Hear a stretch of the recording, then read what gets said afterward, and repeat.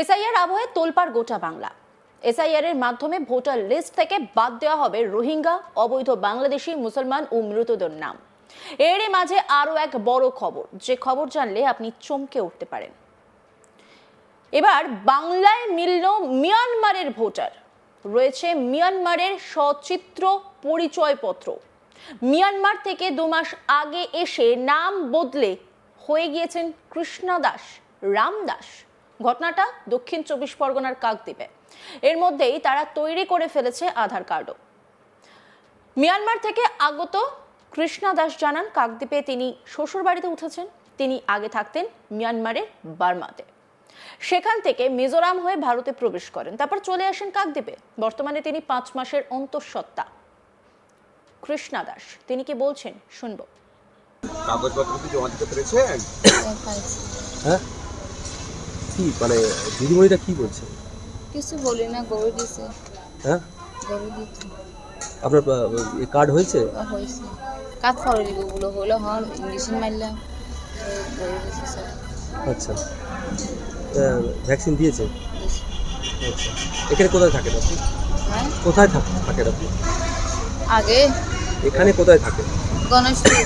আচ্ছা, কি নাম আপনার? কৃষ্ণা দাস। আচ্ছা, কবে এসেছেন আপনি? সবে আছে বা 2 মাস হোক। 2 মাস আগে এসেছেন। আপনার আধার কার্ড আছে?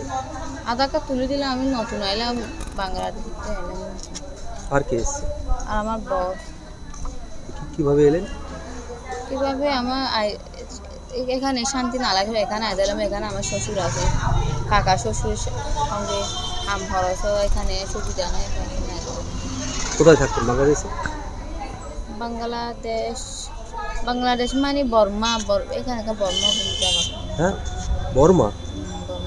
বাংলাদেশে বর্মা থাকতেন। হঠাৎ চলে এলেন কেন? হ্যাঁ, চলে এলেন কেন?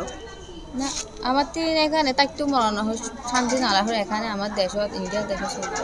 কে কে এসছেন আপনারা? আমার তিসামি আসছে এখানে আজকে কি সাব সেন্টারে এসেছিলেন? হ্যাঁ, সাব সেন্টারে এসেছিলেন আপনি? না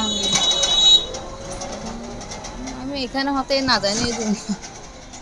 আচ্ছা, কৃষ্ণা দাসের শাশুড়ি তিনি কি বলছেন শুনবো।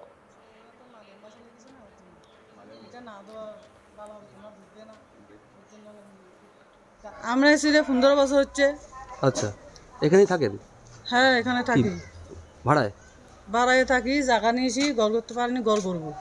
আচ্ছা, জায়গা নিয়েছি। আপনার যে বৌমা কিছুক্ষণ আগে উনি স্বাস্থ্য কেন্দ্রে ছিলেন, হ্যাঁ, গিয়েছিলেন, উনি কতদিন এসছে? উনি এসছে এই তো ওখানে মেজারাম আছে না, মেজারাম থেকে ঢুকে এসছে। কোথা থেকে? মেজারাম থেকে এসছিল, মিজোরাম। আচ্ছা, তো এসছে 10-15-20 দিন হয়েছে।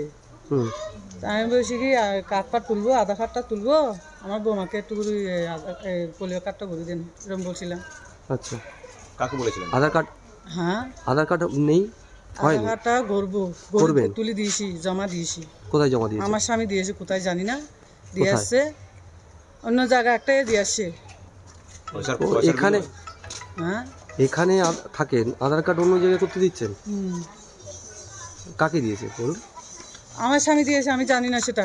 উনি তো কার্ডটা হয়ে গেলে দিয়ে দেবো বলছিল, এরকম বলছিল, আমার স্বামী নিয়ে আসবে বলছিল, এটাই। আচ্ছা, আমার স্বামী জানে, আমি জানি না কিছু। আপনার স্বামী কোথায়? আমার স্বামী তলাবাড়িতে গেছে, কেরালায়। কেরালায় গেছে। হুম, আর আপনার ছেলে? আমার ছেলে তো এদিকে তলারে গেছিল, মানে সেরকম তলারে গেছিল। আপনার বৌমার বাড়ি কোথায়? বাড়ি কোথায় ছিল বাংলাদেশে? বাংলাদেশে ওই তো নীলার ওইদিকে, হ্যাঁ, নীলা নীলা। না, আপনার বৌমা তো বললো বর্মা। মায়ানমার থেকে বাংলাদেশের এদিকে থেকে মেজারাম এসছে, মেজারামের থেকে আসছে রে। আচ্ছা, কবে? হ্যাঁ, এই কয়েকদিন আগে? হ্যাঁ, হওয়ার দিনে আগে। আর তারপরে এসে আপনি আধার কার্ড করতে দিচ্ছেন? তারপর উনি তো এর বাবা, আমার স্বামী করতে দিয়েছিল, আমি জানি না সেটা, উনি করতে দিয়েছে, উনি বলে কার্ড বলে ওনাকে দেবে। সেই যে এখন আপনার বৌমা তো প্রেগনেন্ট। হ্যাঁ, এবার কি হবে? আপনি তো স্বাস্থ্যকেন্দ্রে গেলেন, কি কি কি বললো কি ওরা বলছিল, বলে এখন গরু দেবো না এরকম করছিল। তা আমি বলছি, ঠিক আছে, কার্ডটা গড়ি হয়ে যাক, হয়ে গেলে কার্ডটা গড়ি দেবে, এরকম বলছিলাম। তো ওনারা কিছু বলছে তোমাদেরকে ওই জন্য ডাকে নিয়েছে নাকি? না না দিদিমণিরা ডাকে নিয়েছে না, নাকি? না, না। তো কে ডাকে নিয়েছে বলেন? নাকি মেম্বার দিদি ডাকে নিয়েছে? সেটা পরে বলছি। কেন এই যে বলতো এই যে আমাদেরকে? পরে এই যে এত এই সবে মাত্র এলেন, এই এসআইআর চলছে, এই মুহূর্তে আপনি আধার কার্ডও করতে দিয়ে দিলেন? আমার স্বামী বলছে এটা আমি জানি না, আপনাদের আধার কার্ড হয়েছে? আমাদের হয়েছে। এই ঘটনায় সিপিআইএম এর পক্ষ থেকে প্রশাসনিক গাফিলতির অভিযোগ তোলা হয়েছে। কাজল দাস সিপিআইএম নেতা, তিনি কি বলছেন শুনবো। আধার কার্ড তৈরি হচ্ছে, এটা প্রশাসনকে বহুবার আমরা বলেছি যে কিভাবে আধার কার্ড এরা পেয়ে যাচ্ছে, সেটা তো দেখতে হবে প্রশাসনকে।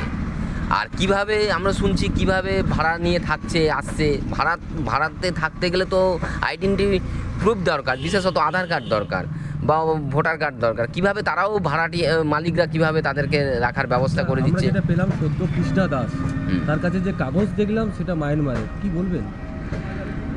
ভারতে থাকছে, মায়ানমারের কাগজ 2 মাস আগে এসছে।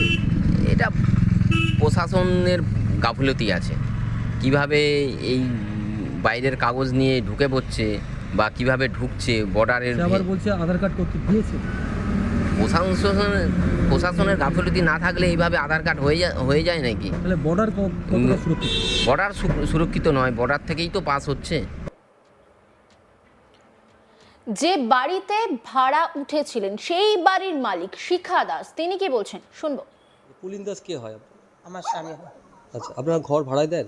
হ্যাঁ, এই 3টায় ভাড়ায় আছে। 3টে ভাড়ায় আছে? আচ্ছা, জায়গা আছে পরেই ভাড়া দিচ্ছি। আচ্ছা, এই যে 3 জন যে আছে, এদের মধ্যে নতুন কেউ এসছে সদ্য বাংলাদেশ থেকে, জানেন? না, নতুন এসেছিল, ও তো ওইখান থেকে আমরা তাড়া দিয়েছি। নতুন এসেছিল আমাদের পড়তে। কেন, এখন তো আছেন তো? হ্যাঁ, এখন তো দেখলাম উনি। ওখানে হ্যাঁ, ওখানে ওনার এসে- ওনার ওনার ওই যে যিনি দাঁড়িয়েছিল ওনার বৌমা। হ্যাঁ, তাহলে ও ভাত খেতে এসছে, তেমন নিমন্ত্রণ করেছে, খেতে এসছে। কোথায় থাকে কোথায়? হ্যাঁ, থাকে কোথায়? ও ওই পাড়াতে থাকে। আমরা বলে আমাদের কাকুলি বলেছে, বলে তোমাদের বাড়ি একটা ওখানে ভাড়াটি এসছে, ওকে তাড়াই দাও, তোমাদের সমস্যা হবে। বাবা, আমরা তাড়া দিয়েছি। কেন, আমাদের সমস্যা হবে কেন? আমরা তাড়া দিচ্ছি। কেন সমস্যা হবে কেন?